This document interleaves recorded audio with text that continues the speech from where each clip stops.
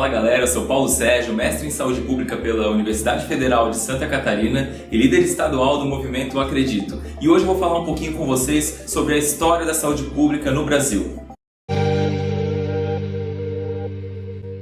Esses 518 anos de Brasil fizeram com que a saúde pública passasse por uma série de transições.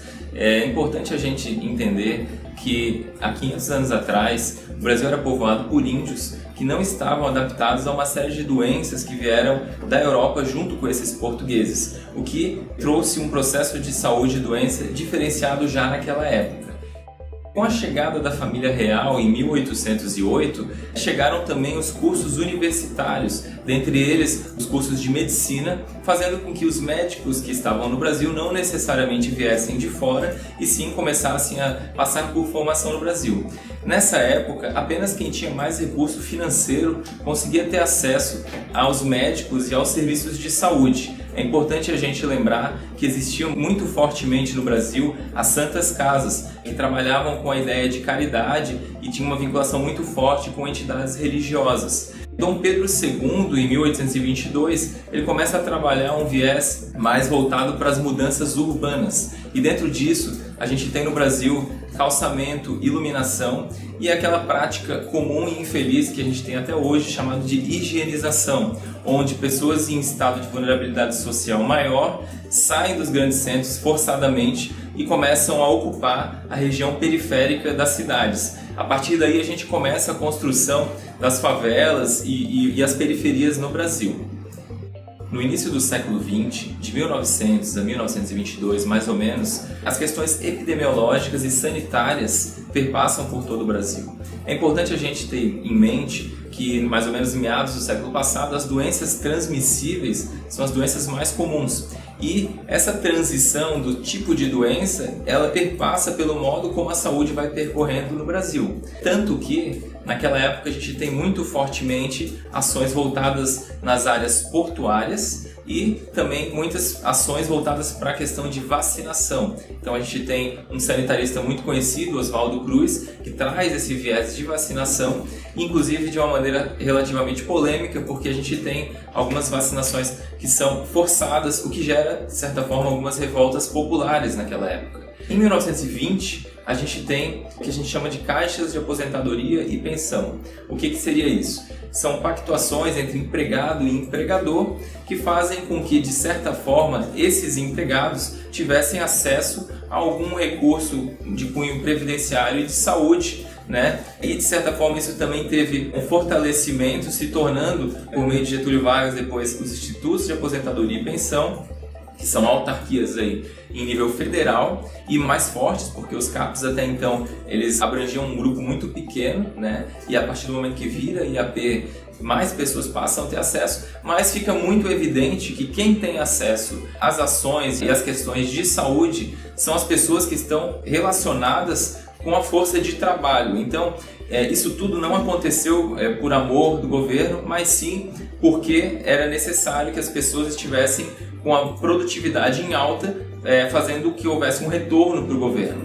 Mas é importante também a gente perceber que isso enaltece as desigualdades sociais em saúde. Por quê? Porque quem tinha um trabalho tinha acesso à saúde. Quem não tinha um trabalho acaba não tendo esse acesso. Então, a tendência é que haja um distanciamento entre o trabalhador e a pessoa que não tinha um trabalho naquela época, recebendo, né, um tratamento de saúde por meio das santas casas, né, que não necessariamente conseguiam atender a todas as pessoas em estado de vulnerabilidade no Brasil. Em 1934, então, a gente tem um direito, né, que é a licença gestante. Em 1943, a gente tem a consolidação das leis trabalhistas, que trazem alguns direitos também voltados para a área da saúde, mas também fortemente vinculado a esse viés de produtividade, né? E muitos movimentos começam a acontecer no Brasil, muita coisa vai acontecendo, um burburinho vai acontecendo, algumas conferências nacionais de saúde vão acontecendo. E aí na década de 70, 80 a gente tem um movimento bastante conhecido que deu depois origem, né, ajudou a formalizar o SUS que a gente tem hoje, que é a reforma sanitária.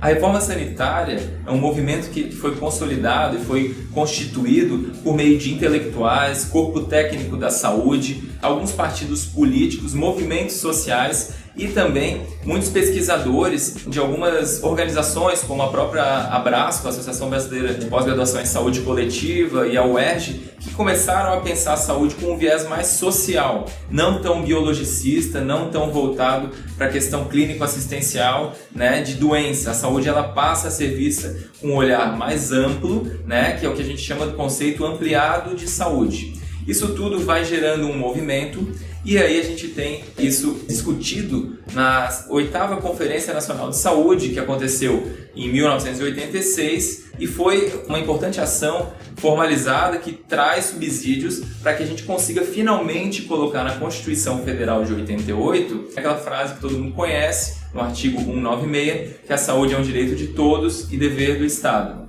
Então a Constituição Federal, ela traz ali do artigo 196 ao artigo 200 vários tópicos voltados para a saúde, traz já algumas questões relacionadas aos princípios que a gente tem hoje no SUS, mas o SUS propriamente dito, a gente entende que ele foi formalizado como um sistema a partir das leis orgânicas da saúde, né? Onde a gente tem a Lei 8080 de 1990, que traz a promoção, prevenção, tratamento da saúde, traz o modo de gestão do SUS, né? Traz os princípios do SUS, e na Lei 8142 de 1990, que traz o financiamento do SUS e um importante ferramental que é a participação social.